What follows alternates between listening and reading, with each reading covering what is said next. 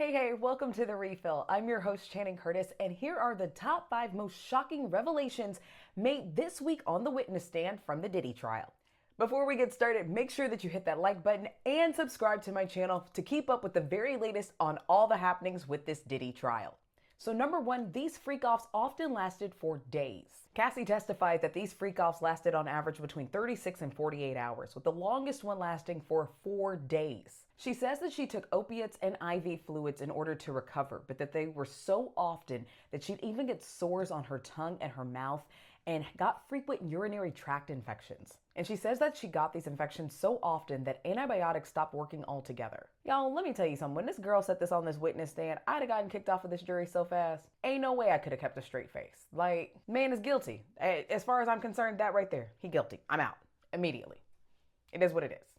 Number 2, Diddy was super violent, according to Cassie. During her testimony, Cassie alleged several different times where Diddy hit her, beat her in the head, threw objects at her. And she even said there was one time where he came at her with a corkscrew, all over an email that she sent to a guy she was dating at the time. You might have heard of it, Kid Cudi. Daniel Phillip, a male escort who testified on the first day of the trial, also said that he witnessed Diddy being physically abusive towards Cassie as well, and that he witnessed Diddy throwing things at her on occasion. Number 3, apparently Diddy has a lot in common with R. Kelly, in that they both like golden showers, at least giving them to people. So Cassie testified that Diddy liked to give her golden showers and that he liked the male escorts that he hired to do the same, sometimes at the same time. Daniel Phillip, during his testimony, said that one time Cassie asked him to pee in her mouth, and that both she and Diddy had to stop him because they said that he was doing it wrong, that apparently he was letting too much out.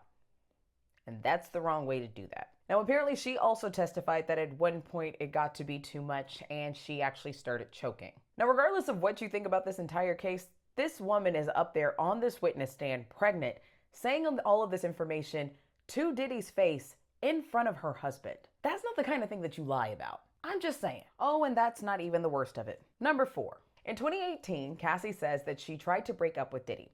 They were at a Malibu restaurant, and afterwards she says that he forced his way into her apartment, and that's where he raped her. Now, she says that he finished inside of her and that afterwards they did have a consensual relationship. Now, she didn't really give a specific timeline as to when they restarted their relationship, but she did tell the prosecution that the reason why she started up a consensual relationship with him again was because they had been involved for 10 years prior, and you just don't turn off feelings like that. I'm by no means an expert, but Stockholm Syndrome, anyone?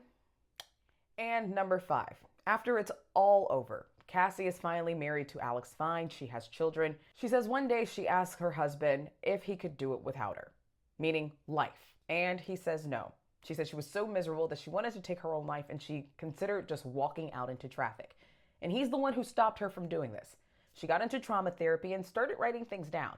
And started writing down so much of what happened to her during her relationship with Diddy that it turned into a book with chapters and everything.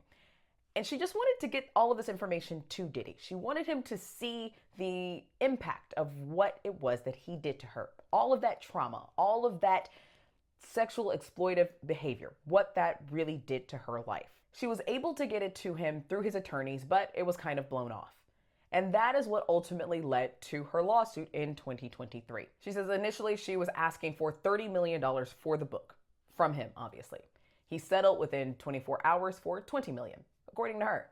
Now, despite all of the details that have come out from this trial already, and in spite of Cassie's witness testimony, a lot of people online are talking about how she's not a victim. And I just want to be the person to say, if you don't think this is a victim, if you don't think she is a victim, I don't know what to tell you. I just hope and pray that you are never a victim of what she was a victim of. Anyways, we're just getting to the nitty-gritty of this case. This is just week 1 of the Diddy trial. To stay up to date with the very latest, again, give me a like and make sure you subscribe to my channel.